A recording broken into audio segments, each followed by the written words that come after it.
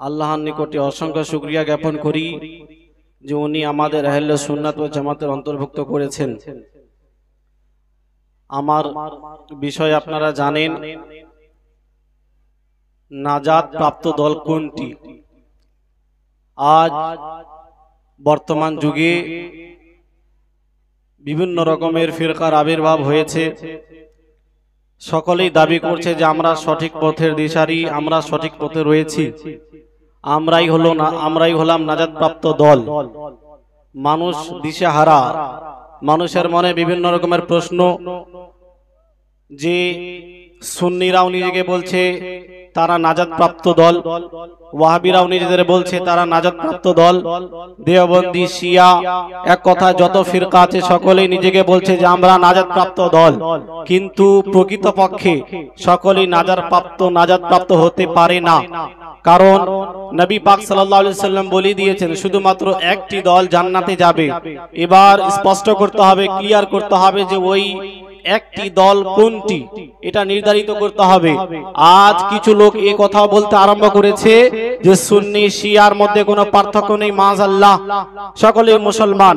এই জন্য প্রথমত আমাদের মনে রাখতে হবে যে একটি দলকে আমাদের নবী জান্নাতি বলে ঘোষণা করেছেন। যদি কোনো ব্যক্তি নিজেকে মুসলমান বলে তারপরেও আবার এ কথা বলে যে সমস্ত দলগুলোই হলো জান্নাতি, তাহলে সে স্পষ্টভাবে সে নবীর বিরুদ্ধে কথা বলছে। কারণ আমার নবী বলেছে একটি দল জান্নাতে যাবে, আর সে বলছে সমস্ত দল জান্নাতে যাবে। যাই হোক, ওই দিকে আমি যাব না, শুধুমাত্র ক্লিয়ার করব যে আলহামদুলিল্লাহ আমরা আহলে সুন্নাত ওয়াল জামাত, আমরাই হলাম নাজাত প্রাপ্ত দল। আসুন কয়েকটি দলিল আপনাদের সম্মুখে পেশ করি। প্রথমত কোরআন শরীফ সূরা আল ইমরান আয়াত নম্বর 106 এর মধ্যে আল্লাহ পাক বলেন ইয়াউমা তাবিয়াদু উজুহু ওয়া তাসওয়াদু উজুহ, অর্থাৎ কাল কিয়ামতের দিনে কিছু লোকের চেহারা উজ্জ্বল হবে এবং কিছু লোকের চেহারা কালো হবে। প্রশ্ন জাগে যে ওই সমস্ত লোক কারা যাদের চেহারা কাল কিয়ামতের দিনে উজ্জ্বল হবে, এবং ওই সমস্ত লোক কারা যাদের চেহারা কাল কিয়ামতের দিনে কালো হবে। এই আয়াতের ব্যাখ্যায় একজন সাহাবী নয়, একাধিক সাহাবায়ে কেরাম এই আয়াতের ব্যাখ্যা করেছেন যে আপনার যাদের চেহারা উজ্জ্বল হবে সেই দলটির নাম কি, তারা কোন দলের অনুসারী হবে। এ প্রসঙ্গে আমি দুটি তাফসীরের নাম বলছি। তাফসীর ইবনে কাসির প্রথম খণ্ড পৃষ্ঠা নং 390 এবং তাফসীরে দুররে মানসুর দ্বিতীয় খণ্ড পৃষ্ঠা নং 63 এর মধ্যে হযরত আবু সাঈদ খুদরি রাদিয়াল্লাহু তাআলা আন এবং হযরত ইবনে ওমর রাদিয়াল্লাহু তাআলা আন মারফুআন একটি হাদিস বর্ণনা করেছেন এই আয়াতের ব্যাখ্যায় যে কাদের চেহারা কালো হবে। এই প্রসঙ্গে দুনিয়ার কোনো আলিম নয়, কোনো মুফতি নয়, কোনো মুহাদ্দিস নয়, কোনো মুজতাহিদ নয়, বরং স্বয়ং রাসূল এই আয়াতের ব্যাখ্যা করেছেন। আমার নবী বলেন ইয়াউমা তাবিয়্যুজু হুয়া আহলুস সুন্নাতি ওয়াল জামাআ, অর্থাৎ যাদের চেহারা কাল কিয়ামতের দিনে উজ্জ্বল হবে তারা হলো আহলে সুন্নাত ওয়াল জামাত, এবং যাদের চেহারা কালো হবে তাদের ব্যাপারে আমার নবী বলেন হুয়া আহলুল বিদআতি, তারা হবে বিদআতি। বুঝা গেল যে আহলে সুন্নাত ওয়াল জামাত যে নাজাত প্রাপ্ত দল। এই প্রসঙ্গে স্বয়ং রাসূলুল্লাহ সাল্লাল্লাহু আলাইহি ওয়াসাল্লাম বলেছেন, বলুন সুবহানাল্লাহ। এই জন্য মনে রাখতে হবে যে কোন আলিম নিজের তরফ থেকে বলছে না যে আহলে সুন্নাত ওয়াল জামাত নাজাত প্রাপ্ত দল, উলামায়ে কেরাম বলছেন, বরং এই আয়াতের ব্যাখ্যা আমার নবী করছেন আহলে সুন্নাত ওয়াল জামাতই হলো নাজাত প্রাপ্ত দল। এবার আসুন যে হাদিসটি আমি পড়েছিলাম, আমার নবী বলেন তিরমিজি শরীফ দ্বিতীয় খণ্ড পৃষ্ঠা নং 93 এর মধ্যে তাফতারিক উম্মতি আলা 73 মিল্লাতান কুল্লুহুম ফিন-নার ইল্লা মিল্লাতান ওয়াহিদা ক্বালু মান হিয়া ইয়া রাসূলুল্লাহ ক্বালা মা আনা আলাইহি ওয়া আসহাবি। আমার নবী বলেন আমার উম্মতের মধ্যে 73টি দল হয়ে যাবে, তার মধ্যে শুধুমাত্র একটি দল জান্নাতের মধ্যে প্রবেশ করতে পারবে। সাহাবায়ে কেরাম জিজ্ঞেস করেন ইয়া রাসূলুল্লাহ ওই একটি দল কোনটি হবে, কোন দলটি জান্নাতের মধ্যে প্রবেশ করবে? আমার নবী বলেন যে পথে আমি আছি এবং আমার সাহাবায়ে কেরাম আছে সেই দলটি জান্নাতের মধ্যে প্রবেশ করতে পারবে। এবার প্রশ্ন হলো, সবাই বলে আমরা নবীর পথে আছি, আমরা নবীর রাস্তায় আছি, কেউ বলে না যে আমরা নবীর রাস্তায় নাই, আমরা নবীর রাস্তা পরিত্যাগ করেছি। সকলের দাবি আমরা নবীর পথে আছি এবং আমরা সাহাবায়ে কেরামের পথে আছি। কিন্তু প্রশ্ন হলো আমার নবী কি ওই দলের নাম স্পষ্ট করেছেন, হাদিসের মধ্যে করেছেন কিনা? এ প্রসঙ্গে আরেকটি হাদিস আপনাদের সম্মুখে তুলে ধরি। হযরতে ইমাম গাযালি রাহমাতুল্লাহি তাআলা আলাইহি নিজের কিতাব ইলজামুল আওয়াম আন ইলমিল কালাম পেজ নম্বর 35 এর মধ্যে আর একটি হাদিস বর্ণনা করেছেন। তিনি বলেন রাসূলুল্লাহ সাল্লাল্লাহু আলাইহি ওয়াসাল্লাম বলেছেন তাফতারিকু উম্মতি 79 ফিরকাতান আন নাজিয়াতা মিনহুম ওয়াহিদা ফাকিলা ওয়া মান হুম ফাকালা আহলুস সুন্নতি ওয়াল জামাআ ফাকিলা ওয়া মা আহলুস সুন্নতি ওয়াল জামাআ ফাকালা মা আনা আলাইহি আল-আন ওয়া আসহাবি। অর্থাৎ নবী পাক সাল্লাল্লাহু আলাইহি ওয়াসাল্লাম বলেন আমার উম্মতের মধ্যে 70 এর বেশি দল হয়ে যাবে, তার মধ্যে শুধুমাত্র একটি দল জান্নাতের মধ্যে প্রবেশ করতে পারবে। সাহাবায়ে কেরাম জিজ্ঞেস করলেন ওই দলটির নাম কি হবে? আমার নবী বললেন আহলুস সুন্নতি ওয়াল জামাআ। বলুন সুবহানাল্লাহ। আমার নবী নিজের পবিত্র জবান দ্বারা আহলে সুন্নাত ওয়াল জামাতের নাম ঘোষণা করেছেন, জান্নাতি দল হলো আহলে সুন্নাত ওয়াল জামাত।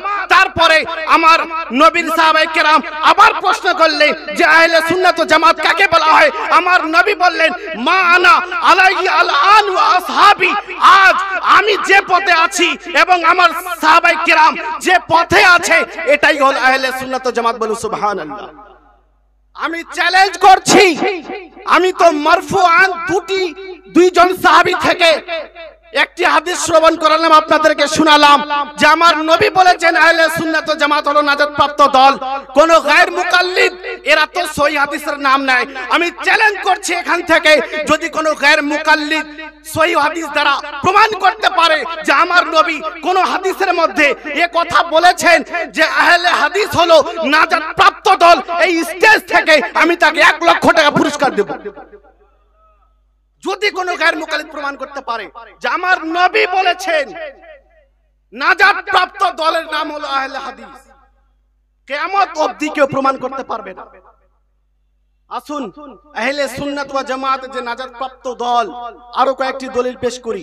শুধুমাত্র আমার নবীর হাদিসে প্রসঙ্গে নেই, আরো উলামায়ে কেরাম নবী পাক সাল্লাল্লাহু আলাইহি ওয়াসাল্লামের এই হাদিসের দিকে লক্ষ্য করে বলেছেন।